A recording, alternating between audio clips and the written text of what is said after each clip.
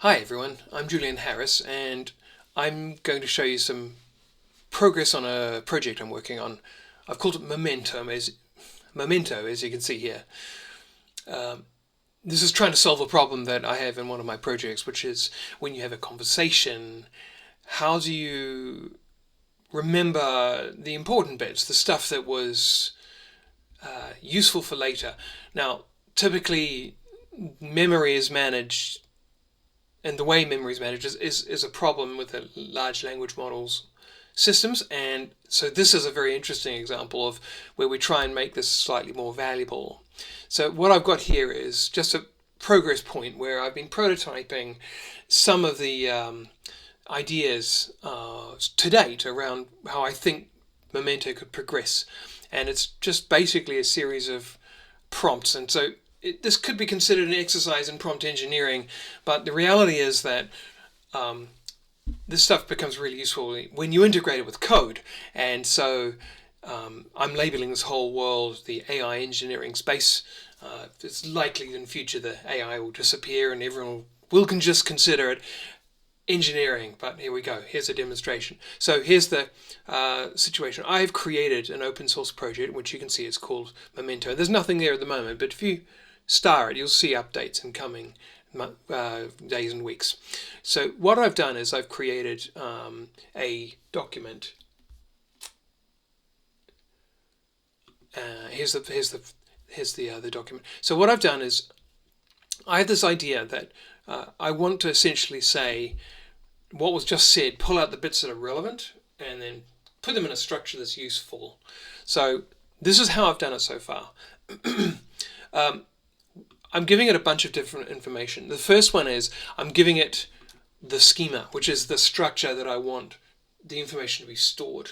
Okay, so I'm using a particular way of representing these entities and the relationships called Mermaid. And what's neat about Mermaid is that you can actually just see visually what it looks like as well. So this text here can be just stuck in a markdown document and you can get these visualizations.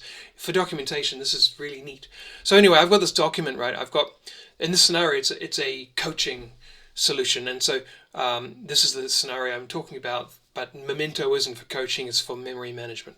Okay, from conversations. Structured memory management from conversations. So we've said we've got a goal, and we've got milestones, and we've got a plan, and then we've got a relationship which says a goal can have multiple milestones and a goal can have multiple plans. By the way, I don't know the Mermaid syntax. What I did to create that was I had some plain English statements. So I started that structure off by using AI as well. I said, here are some relationships, create a Mermaid document. A goal has this information and it can have these relationships. And so this text itself was auto-generated from AI. And it's visualized and works fine, as you can see.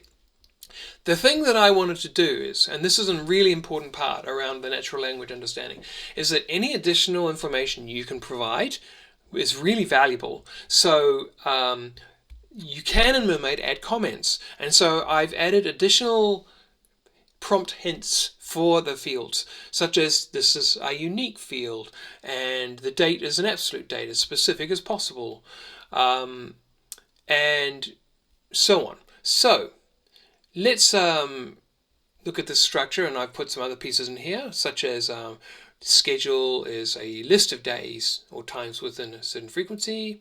Okay, and then I've also got some other actions. So this is actually quite an interesting mechanism that could be quite useful for any kind of form capture. So I've got other actions and the relationships. And then I have current data. So this is the information is already being captured from a previous conversation turn. So we have a goal. Its ID is 1, and the name of the goal is 5K in 30 minutes. And the target date is Christmas. Okay, so that data was created from a previous conversation turn. And yeah, so the data is mocked up, so it's not quite consistent. In this example, I'm testing something else out, but I've got another section of this prompt. This whole thing is a prompt, right? And this next section is past turns, all right? And I'm testing out some ideas here. So past turns, hi there, what's your name? Sam, right? It's not useful.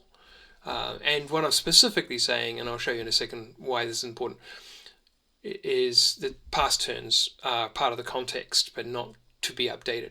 And then we have new turns. Okay, so new turns, these are the conversation turns. Your turn, my turn, and you have 2 for one cycle, where the bot says, okay, Sam, let's talk planning. How do you want to work towards your goal? And then the user says, well, let's try twice a week, Tuesday, Thursday, mornings before work. Okay, so that's some data, right? The prompt continues. This is all just text.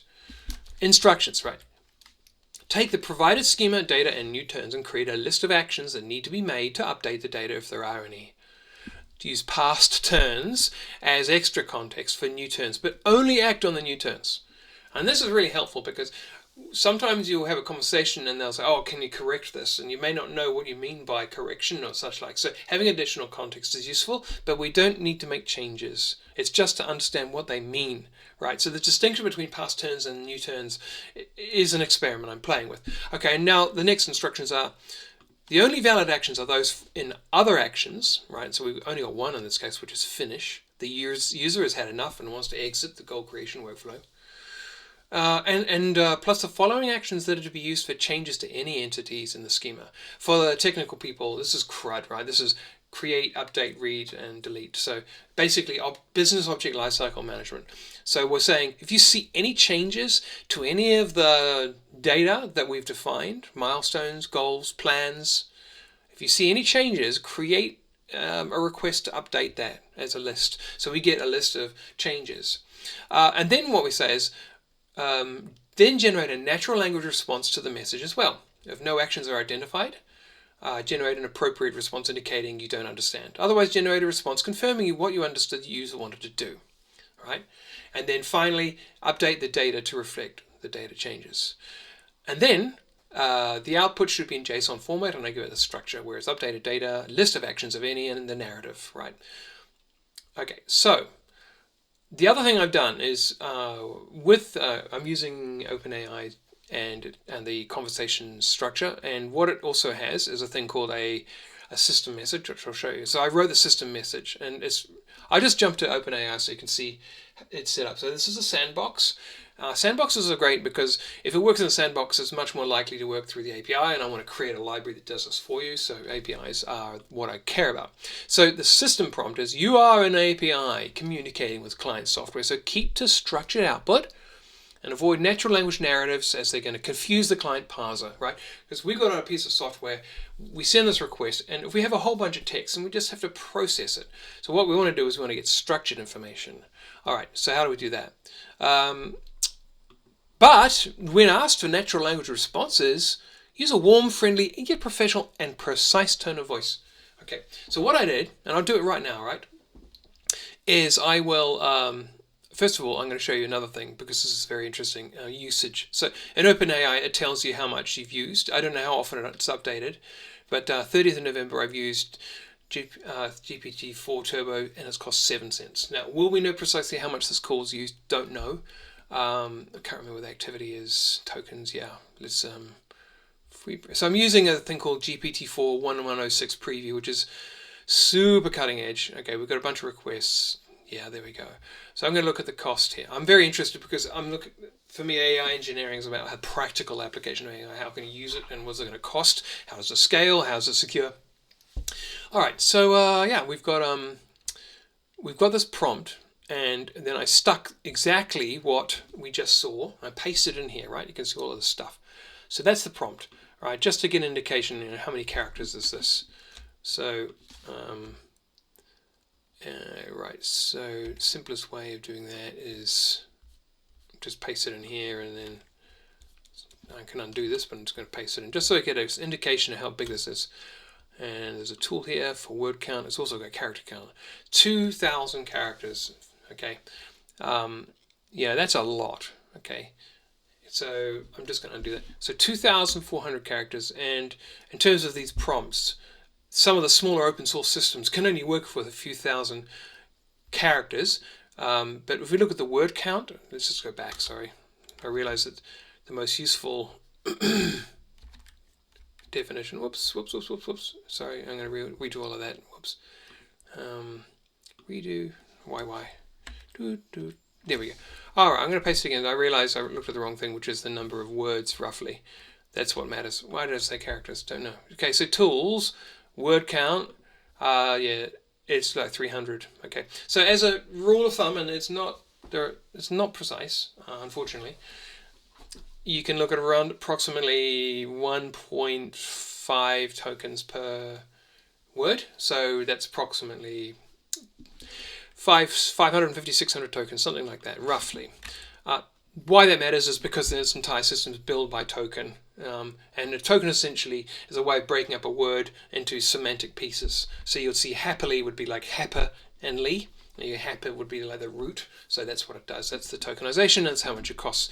So when it comes to usage, it's all going to be numbers of tokens used. And the other reason why tokens is important is because there is an upper limit, and each system has variable amounts. Some of the open source systems only have a few thousand words per request and response. Others have much bigger abilities. So GPT, the one I'm using, this Playground, GPT-4 1106, I don't actually remember. I think it's 32,000 tokens. It might be more even. I think they're talking about 128k or even 200,000 at some point. But anyway, they're expanding. Yeah, that's only relevant because I wanted to communicate the overhead involved in this approach. So this overhead, relative to even 1,700 words, this overhead is actually pretty small, but we can talk more about that shortly. So I've got this system prompt. I've got these are characters I have to add. A few, 20 or 30 more words, right? So what we then do is we submit this. So what we do then is we send that, and the bottom response will be what we want. And the hope is that all of that text has magically turned into exactly an output that I can then use programmatically to interpret what had happened and then act on that. So what do we get? So yeah, it's got response, we've got data, we've got and then we got actions, and then we got the narrative. Okay, yep, that's great. Now let's see. So the data is the full updated version, so it's all of the information. And then we got the actions, what needs to be changed. The reason why I put actions in there is because there's a lot of value in knowing what changed in the last turn. You can act on it in more useful ways. And so I've been experimenting with the value of having that. And it could even be an option or a flag to say include actions or just include the final state. There's a lot of reasons why knowing what was just changed in that conversation, aside from anything else. And I think it's really interesting to know that what they've asked for is a change to your data. So we've got a plan has been created. Okay, yep, frequency weekly, Tuesday, Thursday mornings before work. And then we've got an update to the goal, which already existed. And now the update is that for that ID 1, then we've got plan 2. So ID 2 is now linked to goal 1. That looks pretty decent. Then the narrative, which is, great, Sam, I've scheduled your training for the 5K run to be on Tuesday and Thursday mornings before work. We're on track for your goal by Christmas. So this is really extraordinary at multiple levels. The interesting thing for me is, having worked in natural language processing and understanding since 2017 is when I just really started focusing my time on this, but probably a little earlier than that. This ability to be able to interpret all this so easily and flexibly has been a holy grail in some ways. And so what's pretty exciting is that this is so flexible that you could use this for form entry, you could use this for contextualized conversations. Imagine you've got a chatbot where you want to look at order history, so you set your schema to be just orders, and you can understand questions about orders. You can update orders, and you can get the updated representation. You don't need the rest of the customer profile, just orders. And so the attractive thing about this is that it's actually very small. The other thing I think is fascinating is this concept here of the conversation history. So we don't need the whole conversation. That's important. You just need enough for them to be able to understand what you're talking about. And arbitrarily, that could be, as long as you want. So you could decide, okay, I want the entire conversation to be incorporated. But what's critical is you need to know what should be acted on. And so the action in this case was that the user asked for something, And there's another aspect of the action which I'm looking to evolve, which is that if we detect no action at all, then I would continue to add the new turns. I would continue to add the conversation to the new turns until we detect an action, right?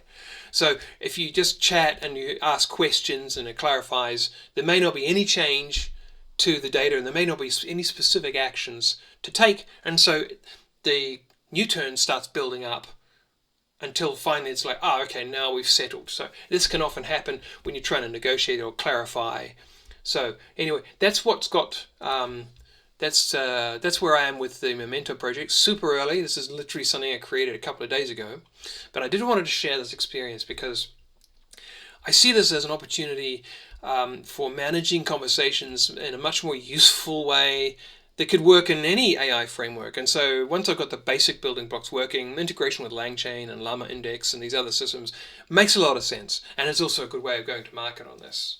So yeah, feedback and thoughts are most welcome, and I hope you enjoyed this. It's pretty technical and reasonably informal, but hopefully should give you a flavor, even if you're non-technical, of what's going on in this world right now and what's really starting to become attractive from a business and an application point of view. All right, well, that's me for now, and have a great time the rest of your day wherever you are, and stay tuned for our next update, and don't forget to star my repository on GitHub, boxerbird/memento, and let's see where this goes. See ya.